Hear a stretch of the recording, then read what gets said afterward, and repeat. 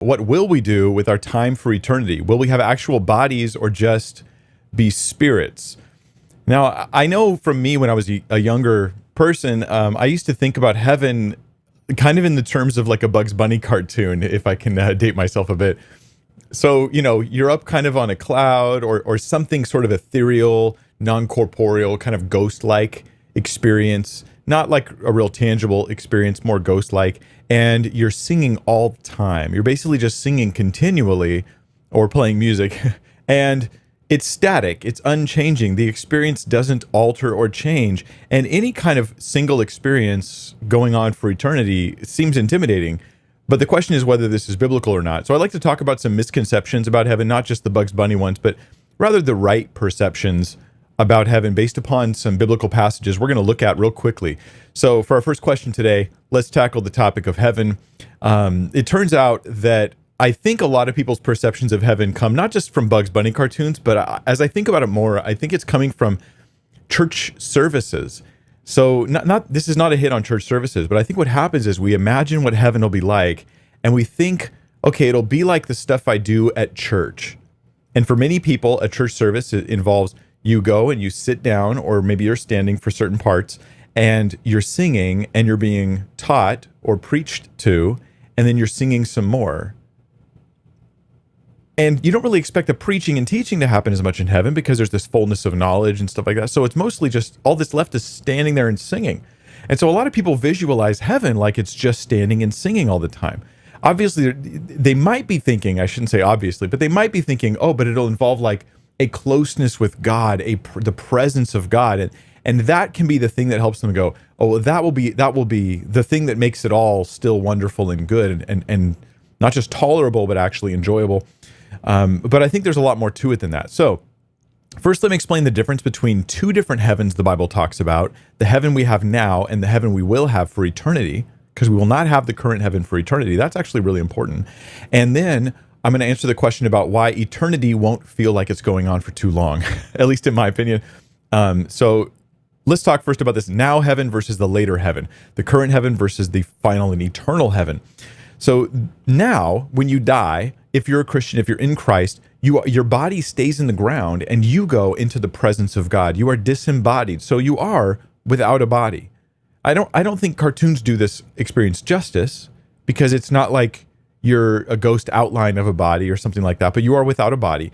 And in Revelation, the book of Revelation, you can read a little bit about this. And my understanding is that in Revelation, when we read about these souls that are there in heaven, and they're there in the presence of God, they're under his altar, which is actually, it may seem like a strange picture, souls under the altar, and under the throne, under the throne of God. And it may seem like a bit of a strange picture, but the closeness, the proximity to God under his protection and his guardianship, right? Like that's actually a pretty interesting picture that we're getting with that image. So if I die now, I'm going to be without a body for a season, and in that season I will be in God's very presence. And Paul talks about this as well, how his desire is to depart from this body that he might be with Christ, even though he will eventually not be disembodied. That's a temporary thing. This is a short-term, temporary situation. So we can read about what this is like as we read about, say, Psalm 16. I'll give you several verses that will kind of help fill in some of the details here. It won't be like a full teaching on the topic of heaven or something like that, but I think it will give you some good stuff to think about. So in Psalm 16:10, David talks about the afterlife experience, and he mentions something about the presence of God that's very important for us. He says, "For you will not abandon my soul to Sheol, or let your Holy One see corruption. You make known to me the path of life." This is life after death. "In your presence there is fullness of joy. At your right hand are pleasures forevermore." David did not give us a description here in Psalm 16 of all of the eventualities of heaven, like everything heaven would be like, but he gave us a description of what it was like to be in God's presence. Now, in the now heaven and in the eternal later heaven, in both of these, God's very presence will be there. So this description is true for both experiences. So when I die, and though I'm disembodied for a season, I will be in God's presence where there is what? Fullness of joy and pleasures forevermore. This is not the way that the world tends to think about heaven. It's even not the way Christians often think about heaven. Imagine your capacity for joy being full. That's the description there, fullness of joy. Like, here's how much joy I can have. I have this capacity, maximal joy. I will have that when I'm in God's presence, because God is that glorious and that wonderful that just in his presence, you will simply be overflowing with joy. And you will have pleasures forevermore, not carnal, not sinful, wonderful and holy pleasure you will be experiencing. That's in God's presence. But this sort of now heaven, this is a time of waiting. It's a time of comfort. It's a time of joy and pleasure, but it's a time of waiting. This isn't the heaven that lasts forever. So this is not your eternal experience. Later, we will get resurrected bodies. And the Bible is so huge on this. Remember, Jesus, he didn't just die and rise a spirit being. He died and he rose a physical being, because we will have physical bodies in our resurrection. And the Bible's huge on this. This is something a lot of Christians miss because they're often thinking of the now heaven and not the eternal heaven. But if you're going to ask questions about what will eternity be like, you got to ask about the eternal heaven, not the now heaven. Does that make sense? So this is totally different. 1 Corinthians 15 talks about this. Let me read to you a section of 1 Corinthians 15 that talks about what our future bodies will be like. You might want to read all of 1 Corinthians 15 because it ties together Jesus' death and resurrection with these things as well. But I'll read a section of it to us now. So it is with the resurrection of the dead. What is sown, that's this body that dies. What is sown is perishable. What is raised is imperishable. So this future body that you're resurrected with, it's not like your current body. It can't die. It's imperishable. It's meant for eternity. So it's different. Your new body will be different than your old one.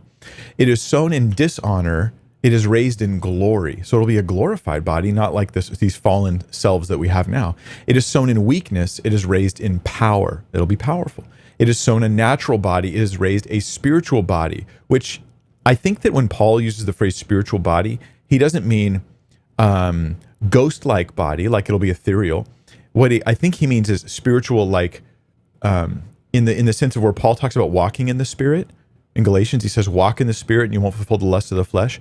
That this body will be taking cues of godliness at all times. I'll be walking in holiness.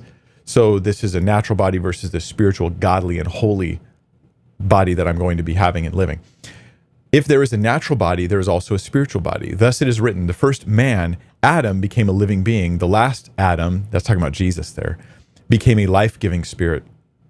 So again, it's not incorporeal or this ghost-like thing, because Jesus, while he's a life-giving spirit, he's also has a physical body. So there's both. It's both physical and spiritual. But it is not that the spiritual that is, it is not the spiritual that is first, but the natural, and then the spiritual. The first man, Adam, was from the earth, a man of dust. The second man, that's Jesus, is from heaven. As was the man of dust, so also are those who are of the dust. And as is the man of heaven, so also are those who are of heaven. Now, the Bible does this thing where it likens our future physical body to be like Jesus's glorified body. So there's this connection. Just like my earthly body's like Adam's body was, so my future resurrected body will be like Jesus's glorified body. Just as we have borne the image of the man of dust, Adam, we shall also bear the image of the man of heaven, Jesus. Let me read a few more verses. I tell you this, brothers, flesh and blood cannot inherit the kingdom of God. That doesn't mean that our future bodies won't have flesh or blood. He means, I think, merely flesh and blood, Adam's flesh and blood. You need a new birth and a new resurrection with a new body to inherit the kingdom. Nor does the perishable inherit the imperishable. Behold, I tell you a mystery. We shall not all sleep, but we shall all be changed, right? We're going to be changed. Even those who don't die, when Jesus returns, you'll go through a transformation from the old body into the new without having actually died. In a moment, in the twinkling of an eye, at the last trumpet, for the trumpet will sound. And here's what happens when Jesus returns, right? The dead will be raised imperishable. That means they got that new body. And we, whoever's alive, right, when Jesus shows up, we shall be changed. So they'll be raised with resurrected bodies and we'll be transformed directly from our current bodies into the changed body, the new resurrected body. For this perishable body must put on the imperishable, and this mortal body must put on immortality. When the perishable puts on the imperishable and the mortal puts on immortality, then shall come to pass the saying that is written, death is swallowed up in victory. O death, where is your victory? O death, where is your sting? So different bodies, better bodies, we're expecting that. But this means that there's more going on than what we visualize in these sort of, colloquial images of heaven about just singing all the time, that sort of thing. There's more going on there. I have a physical body. Why would I even have this body unless I was going to do physical things?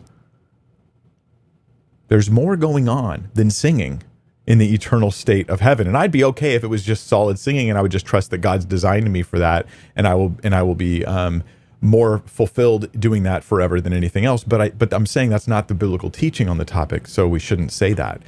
So 1 Peter chapter 3, though, shows that it's not just me. Just like my body will go through this change of this current corrupt body into an imperishable and glorified body like Jesus is, so the entire universe and even heaven, right, will go through a change as well.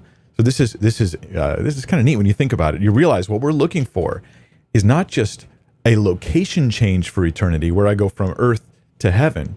Rather, I'm looking for a new body and a new earth and a new heaven. And then things will be different than they are now. So let's look briefly at that. Then I'll go to your guys' questions from the live chat that we do every Friday here at 1 p.m. Pacific time, whatever time of year it happens to be. It's always Pacific time, at least where I live. So let's go to, there we go, to the Bible. So 1 Peter chapter 3, verses 11 through 13. Look how he talks about not just our bodies changing, but heaven and earth changing. This matters because you're asking about what heaven will be like. Well, it won't be like it is now. It's going to be different. I may have got the wrong verse. 2 Peter. Oh, it's 2 Peter. That's why. That's why.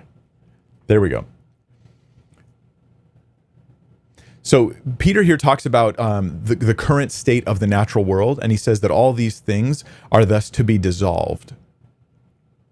Therefore, what sort of people ought you to be in lives of holiness and godliness, waiting for and hastening the coming of the day of God, talking about that same kind of thing where we get resurrected, because of which the heavens will be set on fire and dissolved, and the heavenly bodies will melt as they burn. So he's talking about like kind of, the greater, wider universe.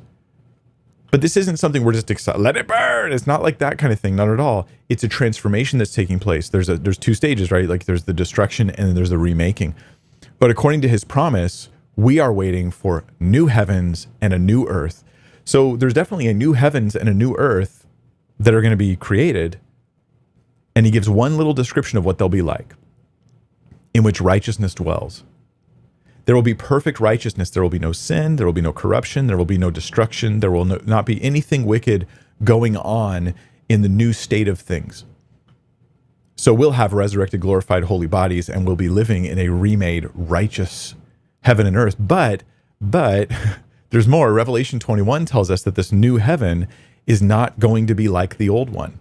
Let's look at how it's qualitatively very different. This will finally answer your question about what will I do in heaven. I think it will open up a world of possibilities of things we will do in heaven, because heaven isn't in heaven anymore in the new creation. Let's read this. Revelation 21. Then I saw a new heaven and new earth. So he's talking about the same thing Peter was. Here John is writing, and he tells us the first heaven and the first earth had passed away, and the sea was no more. And I saw the holy city, New Jerusalem, coming down out of heaven from God. This is an activity, right? The heavens and the earth are gone.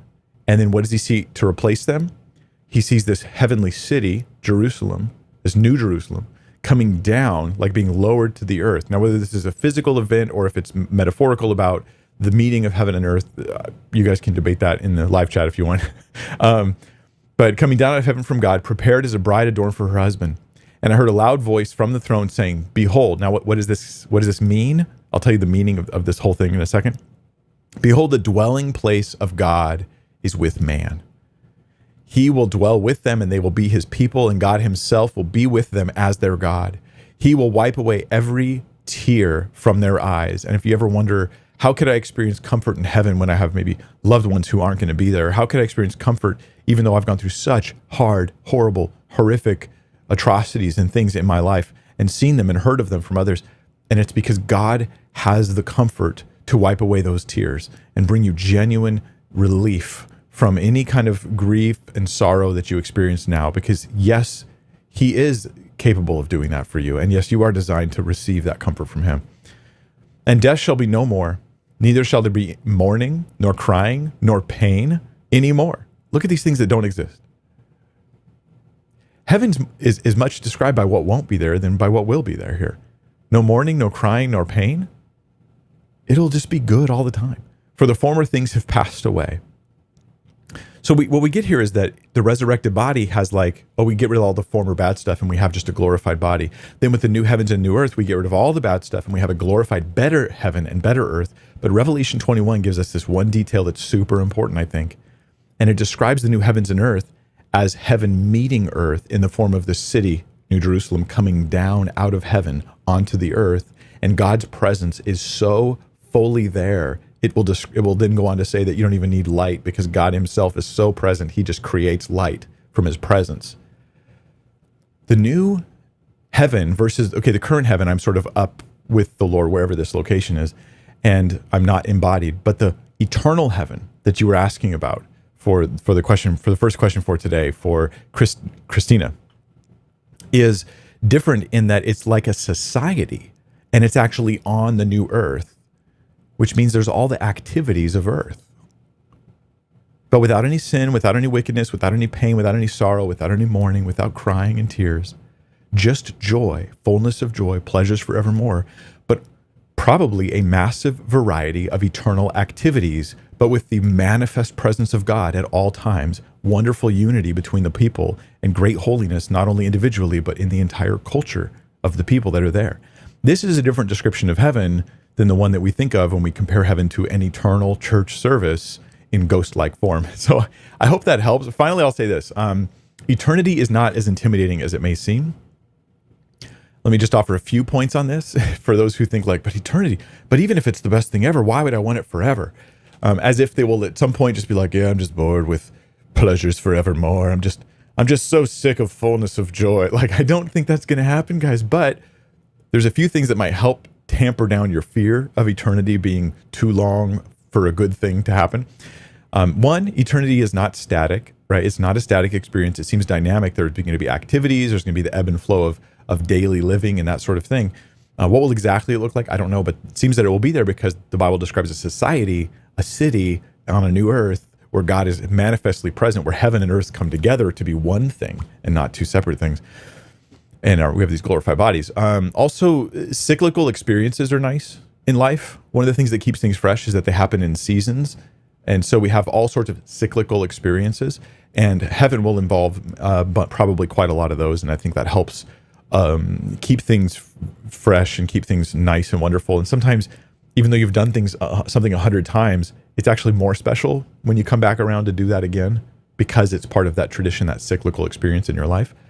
Also, anyone who has true bliss wouldn't want it to end. Everybody I've known, and I've known people who have been say very old and they're I just want to die. I just want it to be over. If you improved their quality of life and their enjoyment of life, they would never have said that. They only say this because their quality of life and enjoyment in life is so low. That's the only time people say that to my knowledge. I think that when we have fullness of joy, you're not going to be I just wish it would end. I can't handle one more wonderful day. That's not going to happen. Also, you will never actually live. You will live forever, but you will never have lived forever. Let me say that again and I'll explain. You will live forever if you're in Christ, but you will never have lived forever because infinity or eternity is never a point you reach. It's not like you've been there for 20 billion years and then one more day goes by and you go, I have reached eternity. No, you never actually get there. You just have one more day. You just have continuous ongoing experiences that never end. But there's no point at which we hit eternity and go, we've arrived. I've been here for infinity days. Maybe Chuck Norris can pull that off, but he's probably the only one. Also, you'll be in an environment you are entirely designed for. From your new created body to the newly created world to the very presence of God and the connection between us, each other, and between God and you personally. That is going to be better than any earthly experiences you've ever had. because this is without corruption, without any of the wickedness, without any of the bad in you or in the world around you. The rightness of it all will be so constant that heaven is, the joys of heaven so far outweigh any of the current suffering that we go through, that Paul the Apostle, who went through incredible suffering, he said that the sufferings of the current time, which he knows are very intense, he said they're not worthy to be compared to the glory that will be revealed. Think of that, because he had a high estimation of what heaven was going to be like. And finally, I'll say, you might be overly paranoid about this. God made you for heaven. Don't be fretting about, but what if, like, you don't be the spiritual chihuahua, right? The chihuahua is like the dog that's like spazzing out all the time. It's like they're overly paranoid about life, chihuahuas. They really are. And frequently they cause problems because they're overly paranoid about things. Sorry, no offense to you if you're a chihuahua owner. I think you're you're very entitled to go and own whatever chihuahuas you want. But be honest about your paranoid little chihuahua. Most likely they're a paranoid little dog. That's just how they are. And it's good for you for loving them anyway.